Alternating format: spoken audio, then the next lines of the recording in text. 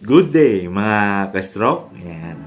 For today's video ay ipapakita ko po sa inyo kung paano maibalik yung ating speech, at yan din po ay base sa aking experience kung bakit naibalik ko po ang aking salita. Dati po ay ako utal na utal at wala po talaga naiintindihan sa aking sinasabi. Pero ngayon meron pa rin po siyang parang bakas ng pagka-utal.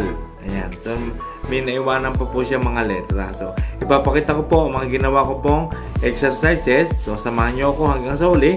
At kung bago ka pa lang po sa aking channel, please subscribe. At huwag nyo rin kalimutang i-like at i-hit ang notification bell para updated tayo sa mga video kagaya nito na lumalaban sa stroke. So, samahan nyo ako hanggang sa uli. Alright, let's go! Maestro Johnny. Daily life. How to fight the stroke. And stroke recovery book. Okay, bago ko po ipakita yung mga ginawa ko mga exercises at saka mga pag-speech, ay papakita ko muna sa inyo ang mga ilang video nung ako isang taon nang na-stroke. Kaya papakita ko po sa inyo ang aking kalagayan at kung paano ako magsalita. Ayan. Mainit din ang aking ulo noon. So, panoorin natin. Hindi napapahigap lang. Pero pag inalis na itong ating tinatawag na elephant ay kung magawa pa lang sa akin yan, disengrize ay uliwan ng mga kasi punta nito o mga notification Ben, para updated kayo, susunod pa ang mga video. Okay? Ito yung time na talagang hindi pa ako nakakatayo at binubuhat pa ako.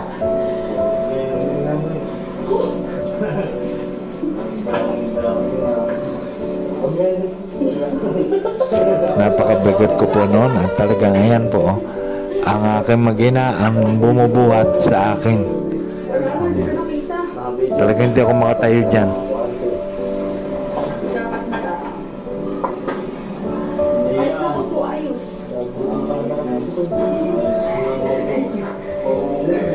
Inuusong pa ako niya, no? Malit na ako kanyang edits.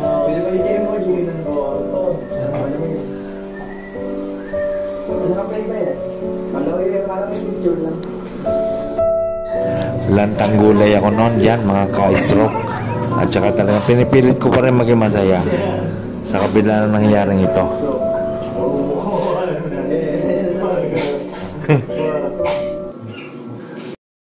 So, yun po, nakita nyo po yung video. Yung po ay isang taon na po ako noon na stroke. Ayan. So, nakita nyo po, binubuhat pa po ako, katulong ng aking anak. At kahit na medyo mainitin ng ating ulo, ay syempre, may kasama pa rin saya ng kaunti. Talagang nakaka-irita kasi bukod sa nagsasalita ka, hindi naman masyado maintindihan. Pag nagsalita ka, lagi lagi ganun. Kasi hindi nga naintindihan yung sinasabi ko. Sinasabi ko, hindi naintindihan eh. Pero ipapakita ko po sa inyo ang ginawa ko pong exercise at ang pinakamabisang exercise. At ito po ay natutunan ko pa sa isa ring kaibigan natin na na-stroke. Siya po ay, ang tumama po sa kanyang stroke ay aphasia. Siya po talagang lalong bulol na bulol noon. Pero ako pinagulat, kaya ako po nag-research sa kanya, kasi po nung nakita ko po siya, ay malinaw na po siya magsalita. So, tinanong ko kung paano ginawa niya mga techniques na exercise para siya makapagsalita. Talaga nawala yung kanyang pagkautal eh. Ako nga, meron pa rin naiwanan sa mga letter T, letter S. Siya malinaw na eh. So, itinuro niya sa akin at yan ay ipapakita ko ngayon sa inyo. Alright? So, unang-una po, first step ay papaliwanag ko rin po kung bakit kailangan i-exercise ang dila at saka ang panga. Kasi po, kapag po tayo na-stroke, ayun pong ating dila ay medyo umuurong at tumitigas din ang kalahati ng bahagi ng kanyang dila. So, ganito po, ang una ko pinakita, number 1. Ganito po. Papasok po ang dila. Tapos ilalabas po. Ayan.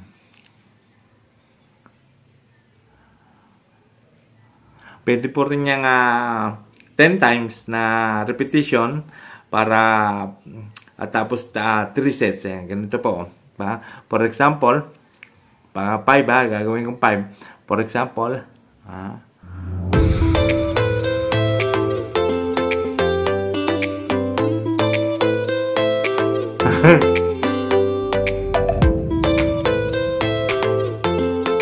ayan, ganun po. Exercise. Kailangan po kasi na exercise ay ang dila.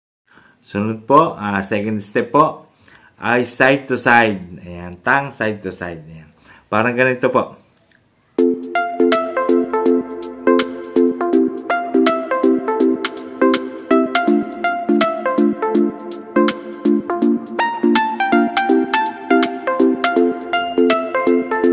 Ayan, ganun po. Pwede nyo po rin na gawin ng mga 10 repetition o 20. Ayan, hanggang sa hindi nangangalay.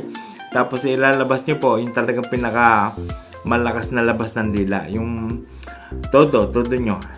Hanggang yun. Yung pinaka mapapahaba nyo dyan ng kung kaya, yung ganun po. Tapos side to side.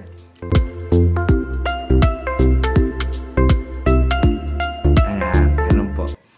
So, ang pangatlo ay up and down. Ayan. Ilabas nyo rin ang, ibigay nyo po lahat yung dila, ilabas nyo po lahat, yung talagang makakaya nyo. Ayan, mararamdaman nyo po kasi dito kapag nilalabas nyo ng malakas ng todo. Ayan. Up and down po sunod, parang pag ganito po. Ayan.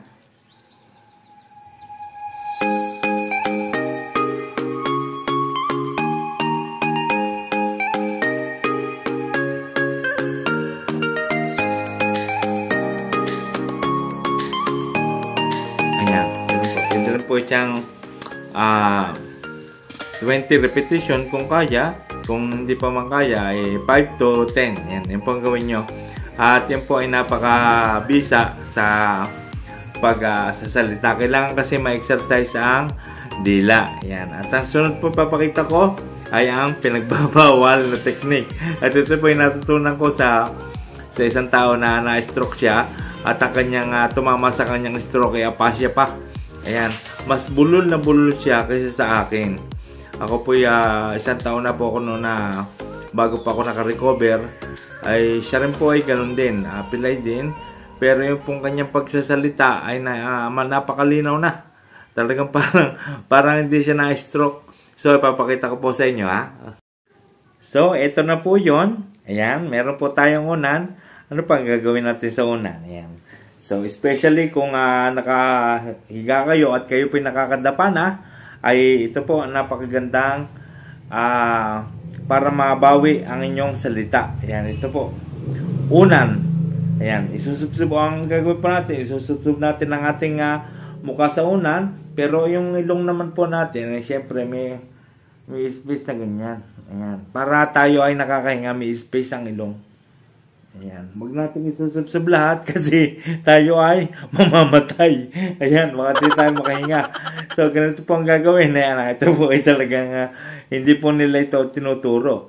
Pero ito po ang napakabisa. At dito rin po ako talagang nabawi ko ang aking speech. So, ayan. Medyo yung mata ko na lamang hindi ko pa nababawi.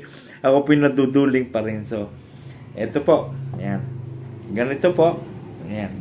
Ay susubsob nyo po ang inyong mukha sa unan, tapos po ay sisigaw kayo ng malakas. Sigaw nyo yung pinaka nyong sigaw. Halimbawa, yung ganon. Parang ganito po.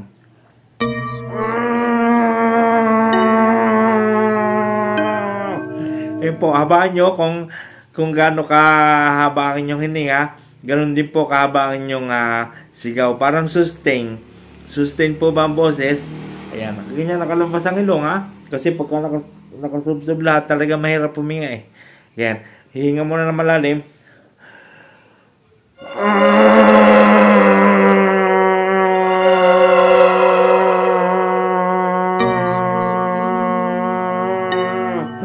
Yan. Yun po ang nagpagaling sa akin talaga sa totoo lang. Wow! Yung pong sinusubsob ang mukha dito. Nabawi ko po ang aking speech, pero kaya nga lang, meron pa akong mga letter na hindi pa talaga perfect na nakukuha katulad ng mga S. R. Ayan. Nabibigkas ko ang R. Pero pagka yung biglaan na salita, utal. Ayan. S at saka letter T. Ayan. Na medyo ano pa. Pero at least naintindihan ang sinasabi ko, di ba? Yung po mga pinakita ko pong exercises, medyo okay naman lahat sa pagsigaw. Ay yung po ay talagang maganda rin mamalaki rin na may tutulong para mabawi ang inyong pagsasalita at nang kayo naman ay maintindihan kung kayo ay may iniuutos. Kasi ako noon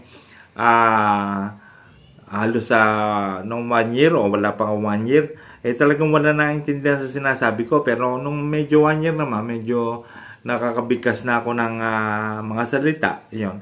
Tapos yun nga, na tuklasan ko yun. Pero yung kasi mga exercise na nilalabas ang dila, talagang yun po ay pangkaraniwan ng exercise yun na ginagawa ng mga na stroke na tinuturo ng mga therapist. Yan.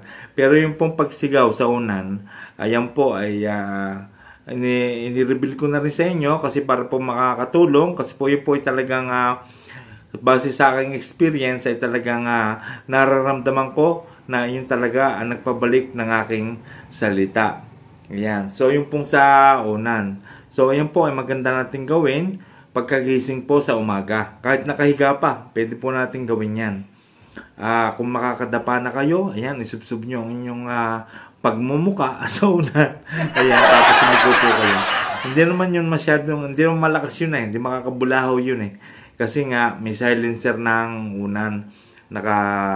Sa kalubin talaga ang umano sa akin. Tapos kung pagka nakasubsob, dapat nakanganga. Ayan. Nakanga para na ano rin tong ganito. Ayan. Tapos yung dila. Mararamdaman mo kasi dito Ayan. So, yun talaga nagpabisa sa akin. So, talagang naramdaman ko yun ang nagpagaling sa akin.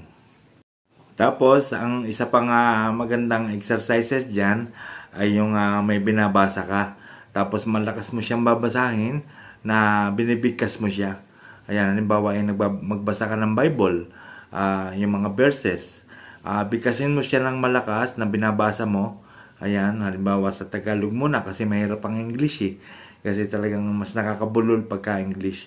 Yung Tagalog, ayan, basahan nyo. Magbasa kayo ng mga letra, tapos ay malakas nyo, sabihin nyo, ibigkasin ninyo ng malakas, at yan po ay makakatulong din. Tapos po ulit-ulit lang ang routine. Ayan, routine din yan para sa umaga.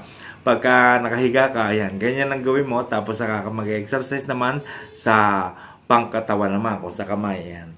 Kung sa kamay, lagi mong unahin ang, ayun nga, yung kung bulol ka pa, ay yung vocals na gawin mo pagka nakahiga.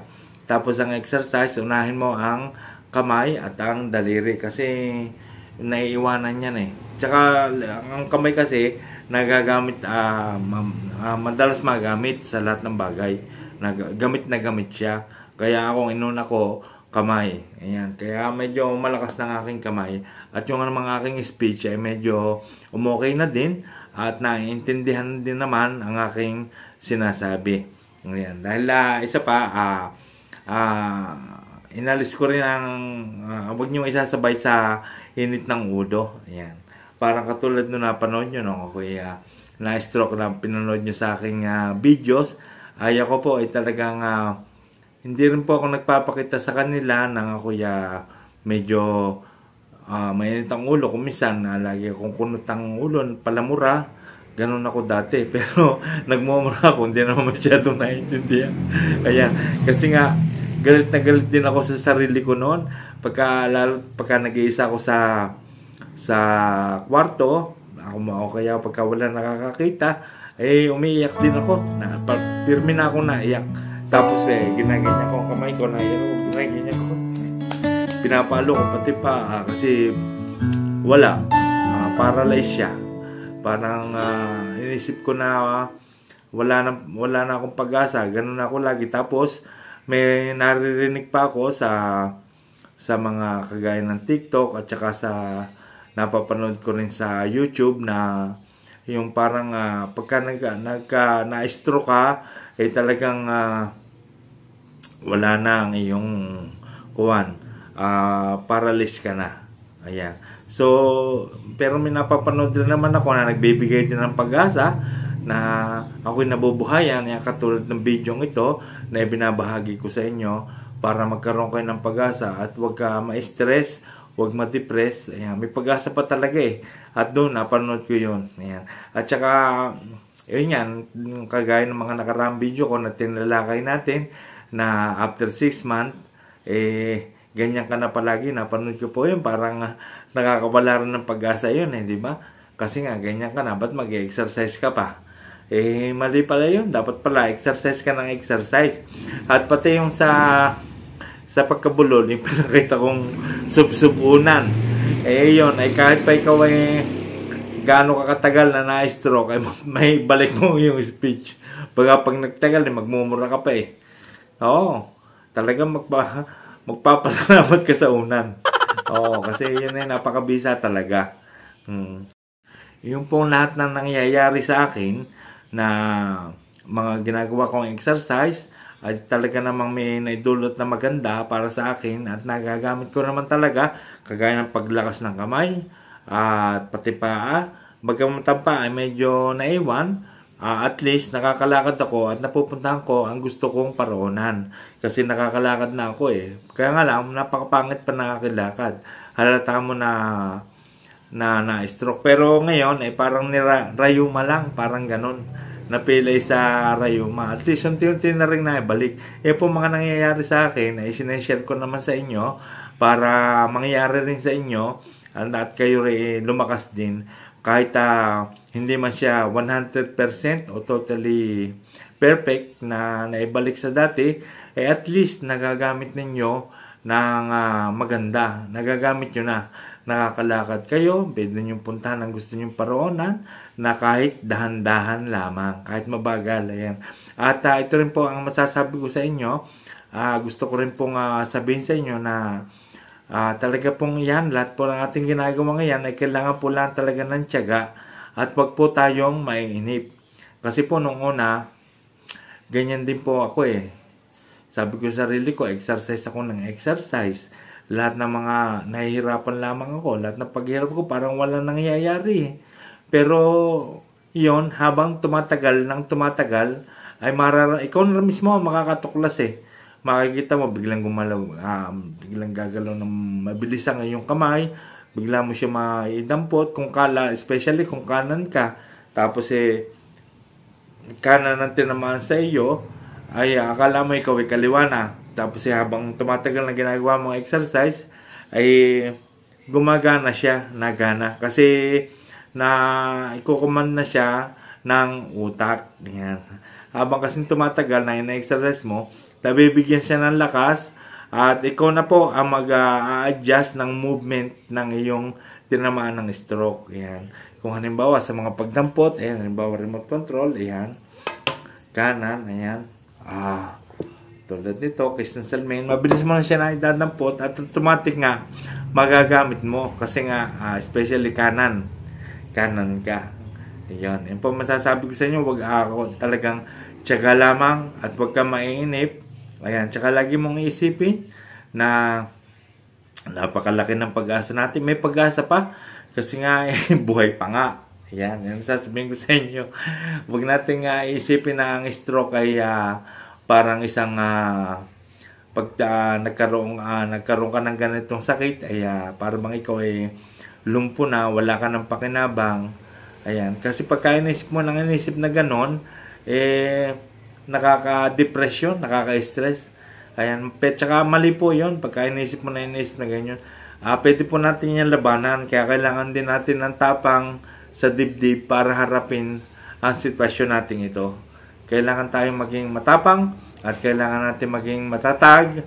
At isa pa nga, ang napaka-importante diyan ay yung wag kang maiinip. Nandiyan kasama yung mainip kasi naisip mo kasi mga dati mong ginagawa, diba? Tapos yung hanap buhay mo pa dati, isa pa, yun nga, kumikita ka, tapos para bang iniisip mo na malaki nawala sa iyo, nawala lahat, yan. Yung especially pera, 'di ba? Ayan, talaga nakakapanghinayan na pag nawalan ka ng pera kasi lalo na sa kagaya nating stroke, pagka wala kang pera, talagang wala ka. Kaya nga pinapakita ko, laksan natin ang loob, tapangan natin, nakukuha po yun sa exercise at nasa exercise po lahat ang susi niyan. At saka yung wala kang galit sa dibdib, yung tanggap mo nangyari sa iyo, nandiyan po lahat ng susi. Nandiyan makakapaghanap buhay ka, pagka nakabalik ka, mag-exercise ka, masaya ka, at mararamdaman mo ang unti-unti mong paglakas at paggaling. Yun po kasi ang technique na ginawa ko noon ang matanggap na nagkaganyan ka.